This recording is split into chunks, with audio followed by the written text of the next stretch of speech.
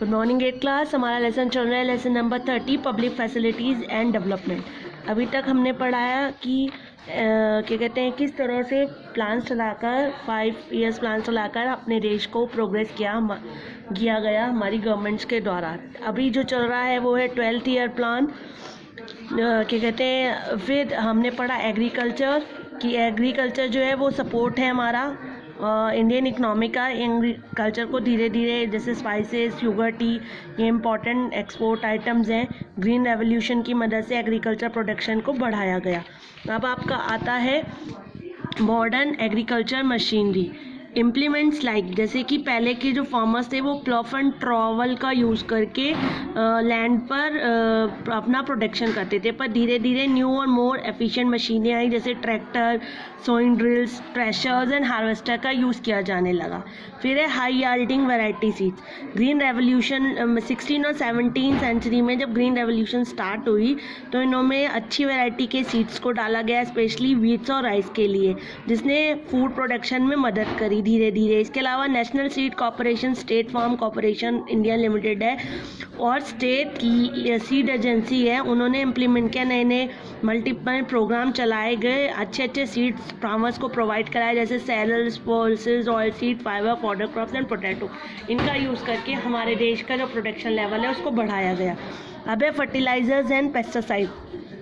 Use of pesticides और ने मतलब फर्टिलाइजर्स का प्रमोट किया गया कि लैंड का जो फर्टिलिटी है वो इंक्रीज़ हो सके। मैन्युफैक्चरिंग की गई बहुत सारी प्रोड्यूसिंग केमिकल्स फर्टिलाइज़र, जैसे कहाँ पर सेटअप किए गए, Sindri, Trombay, naval, Rourkela, Nangal public sectors में। यहाँ पर अच्छे केमिकल्स फर्टिलाइजर्स को बनाया गया। इन पेस्टिसाइड्स को यूज़ करके कंट्रोल किया गया जो पेट्स हैं और इंसेक्ट्स हैं, जिससे कि वो हमारी क्रॉप्स को ख़राब ना कर सकें। डिपार्टमेंट ऑफ एग्रीकल्चर रिसर्च है एजुकेशन सेटअप किया गया 1973 में, जिसके अंतर्गत Indian council of agriculture research ने एक मेजर रोल प्ले किया, जिससे कि जो हमारी एग्रीकल्चर है उसमें तरक्की हो सके, हमारी डेवलपमेंट हो सके, टेक्नोलॉजीज़ का यूज़ किया गया। अब आता है इंडस्ट्री। जो प्रोग्रेस है इंडस्ट्रियलाइजेशन का वो लास्ट 6 डिकेड आफ्टर इंडिपेंडेंस के बाद धीरे धीरे liberation period has been a striking feature of Indian economic development. यानी इन नई नई इंडस्ट्रीज सेटअप की गई जो हमारी इंडियन इकोनॉमिक डेवलपमेंट में जिनका बहुत बड़ा हाथ है।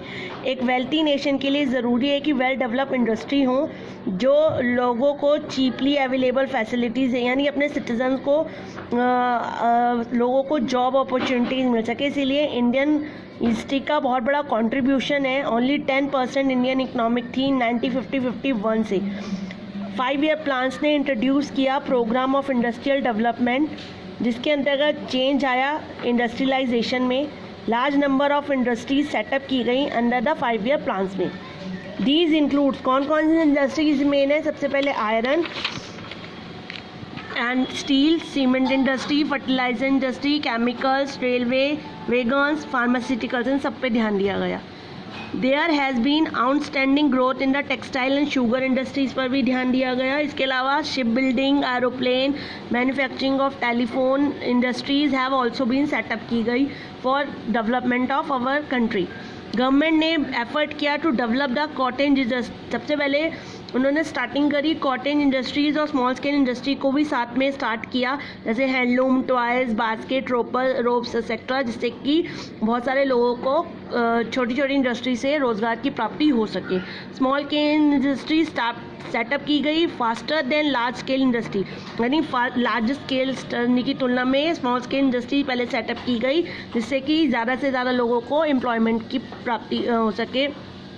ये इंडस्ट्री जो है प्रोड्यूस कंज्यूमर गुड्स जैसे soap, hosiery, hand tools, utensil etcetera. Small scale industry जो है वो सर्व करती थी bigger industry, for example small scale unit production, clutch plates and supplying these automobile.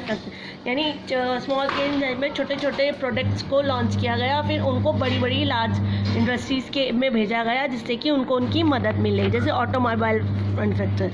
Government ने एनकरेज किया स्मॉल स्केल इंडस्ट्री को। कैसे? सबसे पहले small scale industry unit are given, उनको टैक्स बेनिफिट दिया गया। इसके अलावा स्पेशल टैक्स जो है given to small scale industry को बैकवर्ड रीजन जो एरिया ऐसा था ना सेटअप नहीं हो सकती थी, वहाँ पे मदद करी। इसके अलावा सम प्रोडक्ट जो है रिजर्व करे, exclusive manufacture by small scale industry. कुछ प्रोडक्ट जो है वो रिजर्व कर दिए गए कि वहाँ पर केवल वो स्मॉल स्केल इंडस्ट्री में ही मैन्युफैक्चरिंग किए जाएंगे, और स्पेशल ट्रेनिंग फैसिलिटीज़ दी गई स्मॉल स्केल यूनिवर्सिटी के मेंबर्स को, जिससे कि ये इन्हें अच्छी तरह से चला सकें। अब आता है पब्लिक और प्राइवेट सेक्टर। पब्लिक सेक्टर जिनको हम गवर्नमेंट आउंड सेक्टर्स कहते हैं, यानी जो फैक्ट्रीज गवर्नमेंट के द्वारा चलाई जाती हैं उनको गवर्नमेंट प्रोवाइड कराती है गुड्स और सर्विसेज को। This infrastructure develop by the public sector has help achieve the present piece of development. यानी ये पब्लिक सेक्टर जो है वो हेल्प करता था प्रेजेंट जो डेवलपमेंट, आज जो डेवलपमेंट चल रहा है ये डेवलपमेंट बनाए, उस समय का डेवलपमेंट तरक्की करना था, इसीलिए पब्लिक गवर्नमेंट सेक्टर बनाए गए। गुड्स और सर्विस जो है वो प्रोवाइड कराई गई कंपैरेटिवली चीपर, यानी जो चीज़ें हैं सर्विसेज हैं वो सस्ती जिससे कि जो लोग हैं वो ज़्यादा यूज़ कर सकें। दोज ऑफर्ड बाय, और ये profit making private sector company, ठीक है। सम पब्लिक सेक्टर इंडस्ट्रीज कौन कौन सी थी? Coal Indian limited, CIL, Bharat heavy electric limited, BHEL and SAIL steel authority of Indian limited. Most of these heavy industry, इनको बहुत सारे पैसे की ज़रूरत थी which the private sector could not afford to make, जिसे प्राइवेट सेक्टर अफोर्ड नहीं कर सकता था, इसीलिए गवर्नमेंट ने इन इंडस्ट्रीज़ को मनी दी, उनको टैक्स पेड किया, जिससे कि सिटीजन्स और profit over the public sector unit, यानी सिटीजन्स को तो प्रॉफिट हो, वही पब्लिक सेक्टर यूनिट्स को भी प्रॉफिट हो, तभी हमारा देश तरक्की कर सके। प्राइवेट सेक्टर रेफर करता है organisation data not, private sector उस ऑर्गेनाइजेशन को कहते हैं जिसके मालिक खुद होते थे, जो गवर्नमेंट नहीं चलाती थी। इनके गुड्स और service provided by organisation outside the government, यानी ये ऑर्गेनाइजेशन गवर्नमेंट से बाहर होती थी। इट कंप्राइज बिजनेस एक्टिविटी, ये इनका अपना इंडिविजुअल प्रॉफिट होता था, where profit earning is the main motive, और मेन मोटिव भी प्रॉफिट ही होता था। सम प्राइवेट सेक्टर इंडस्ट्रीज थी Tata motor, reliance petrochemical, sun pharma etcetera.